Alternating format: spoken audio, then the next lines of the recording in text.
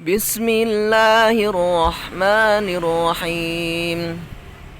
Bismillahirrahmanirrahim. Assalamualaikum warahmatullahi wabarakatuh. Alhamdulillah, nahmaduhu wa nasta'inuhu wa nastaghfiruh wa na'udzu billahi min shururi anfusina wa min sayyiati a'malina.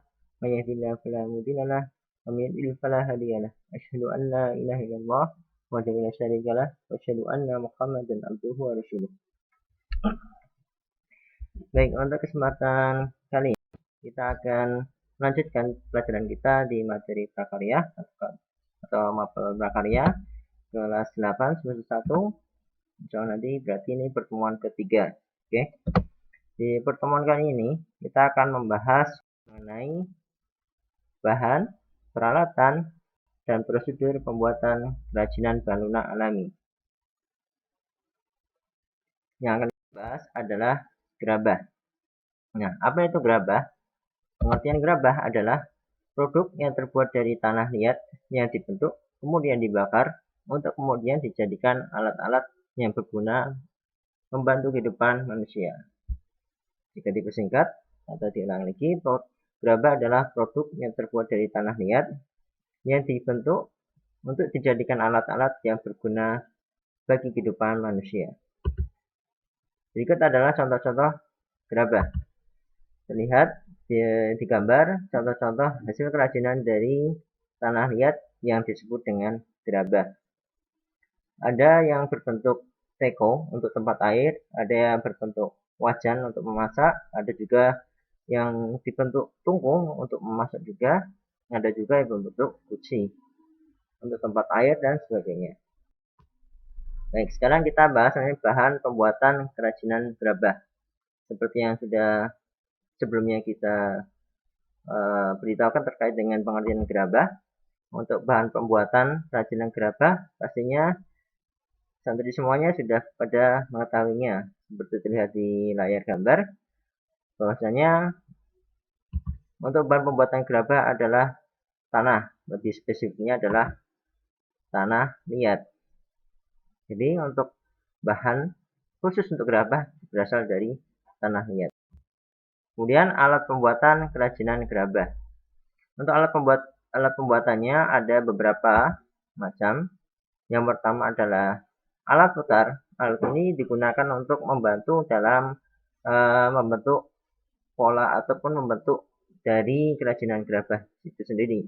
Biasanya potongan tanah liat akan ditempatkan di atasnya, kemudian alat ini akan diputar-putar sehingga nanti untuk pembentukan lebih mudah. Kemudian alat yang kedua adalah gusir. Gusir ini adalah alat yang digunakan untuk mengukir atau mencukil ataupun membentuk suatu pola di kerajinan gerabah, atau bisa disebut juga gusir adalah alat ukir kerajinan. Kemudian yang ketiga adalah alat pencetak. Alat pencetak ini tidak harus ada, tapi jika ingin membuat kerajinan bentuk gerabah yang sama dalam jumlah besar, alat pencetak ini sangat diperlukan sehingga nanti bentuk semua gerabahnya menjadi sama, ukurannya sama, dan lebih cepat dalam pengerjaannya. Kemudian alat yang keempat adalah alat pemotong. Di sini alat yang digunakan adalah pemotong berasal dari kawat. Biasanya kawat terbuat dari baja yang tidak mudah berkarat. Ini digunakan untuk memotong tanah liat ketika dibentuk menjadi model yang diinginkan. Alat terakhir yang diperlukan dalam pembentukan kerajinan gerabah adalah tungku pembakaran.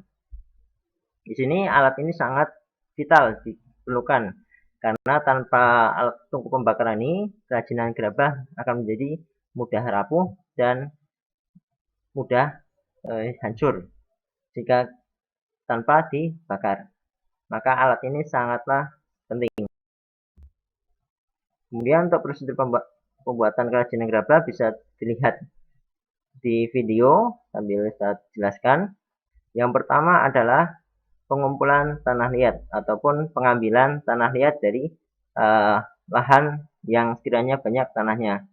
Kemudian tanah liat diangkut ke tempat pembentukan. Di sini dilakukan penggilingan tanah liat Ini tanah liat digiling-giling, kemudian dibentuk menjadi bentuk balok kalau di sini. Dibentuk sesuai dengan ukuran untuk memudahkan dalam pembentukan pada nantinya. Ini adalah persiapan awal sebelum pembuatan kerajinan. Nah, ini tanah liat sudah berbentuk balok-balok, kemudian diangkut ke tempat pembuatan gerabah. Ini kita les lagi untuk alat-alatnya. Oke, ini adalah alat pembentukan, alat pencetak. Kemudian dari tanah cetakan tadi dimasukkan ke dalam alat pencetak. Nantinya dari alat pencetak itu akan mendapatkan bentuk gerabah yang diinginkan sesuai dengan cetakan. Nah, terlihat yaitu ada pembuatan pot. Di sini nanti kemudian masih kurang halus, dihaluskan menggunakan ini alat putar. Ini bantuan alat putar, dihaluskan agar nanti bentuknya semakin sempurna. Kemudian untuk pembuatan yang kedua adalah gerabah tanpa menggunakan alat cetak. Jadi di sini dari tanah liat yang sudah dipersiapkan, kemudian nanti akan ditempatkan di alat putar. Nah, di alat putar maka akan digunakan teknik memijat dan menekan di sini untuk membuat di sini nanti membuat bejana atau membuat guci di sini. Ini teknik yang digunakan adalah teknik memijat dan menekan-nekan. Jadi sambil menekan-nekan sambil nantinya bentuknya menjadi yang diinginkan. Alat yang digunakan adalah di sini memakai alat putar, kemudian alat ukur, dan ada tambahan bahan yaitu air agar lebih nanti mudah pembentukannya. Kemudian sambil terus dibentuk, ditekan-tekan agar bentuknya sesuai yang diinginkan. Kemudian langkah selanjutnya adalah diukir atau dibuat pola yang diinginkan. Jadi ya berbagai macam pola yang sesuai dengan kreativitas masing-masing atau sesuai dengan pesanan dari konsumen bisa diukir atau bisa ditambahkan dengan lukisan. Kemudian langkah selanjutnya setelah pola sudah diukir, dikeringkan di lahan yang terpapar sinar matahari secara langsung. Jadi agar tempat lebih mudah kering sampai benar-benar kering. Jika sudah benar-benar kering, kemudian gerabah dimasukkan ke dalam tungku pembakaran. Ini dengan suhu sangat panas di atas 1000 derajat Celcius. Jika sudah melalui tahap pembakaran adalah tahap terakhirnya adalah penyempurnaan ataupun finishing. Di sini finishing bisa berupa pengecetan ataupun penghalusan kembali.